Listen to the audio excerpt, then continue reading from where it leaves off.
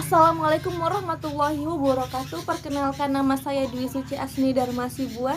Saya mahasiswi dari Universitas Islam Negeri Sultan Syarif Kasim Riau dari Fakultas Ekonomi dan Ilmu Sosial jurusan Manajemen.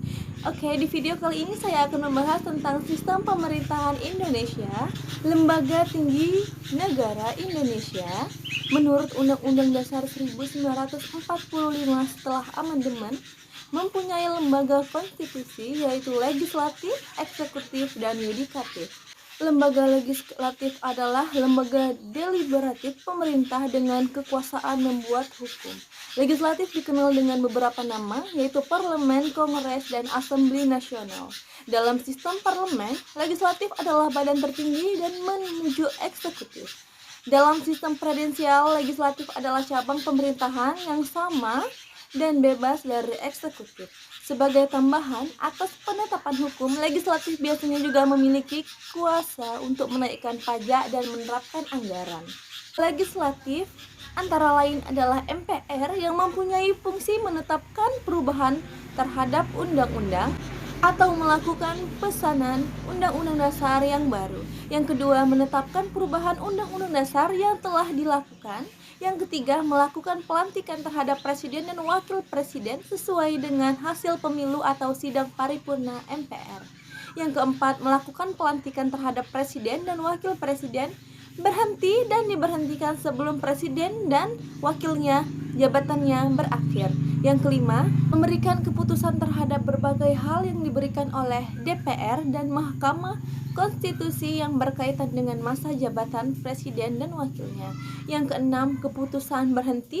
Yang ketujuh, memutuskan dan mengeluarkan peraturan atau kode etik yang berlaku untuk MPR. Yang kedua ada DPD, Dewan Perwakilan Daerah yang memiliki fungsi satu, mengajukan rancangan undang-undang tentang otonomi daerah, hubungan pusat daerah, dan pembentukan dan pemekaran serta penggabungan wilayah. Yang kedua, membahas undang-undang bersama Dewan Perwakilan Rakyat.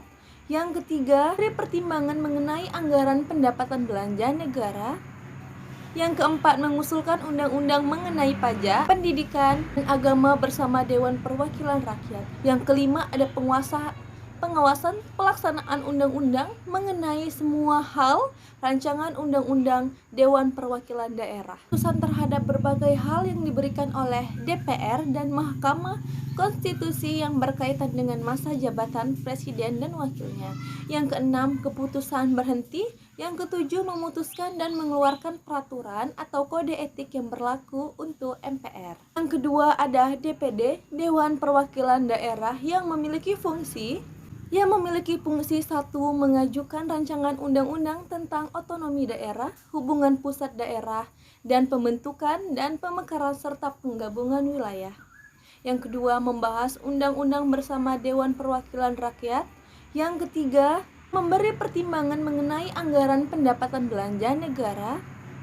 Yang keempat, mengusulkan undang-undang mengenai pajak, pendidikan, dan agama bersama Dewan Perwakilan Rakyat. Yang kelima, ada pengawasan pelaksanaan undang-undang mengenai semua hal rancangan undang-undang Dewan Perwakilan Daerah. Kemudian ada DPR, Dewan Perwakilan Rakyat. Terkait dengan fungsi legislatif, DPR memiliki tugas dan wewenang menyusun program legislasi nasional. Terkait dengan fungsi legislasi, DPR memiliki tugas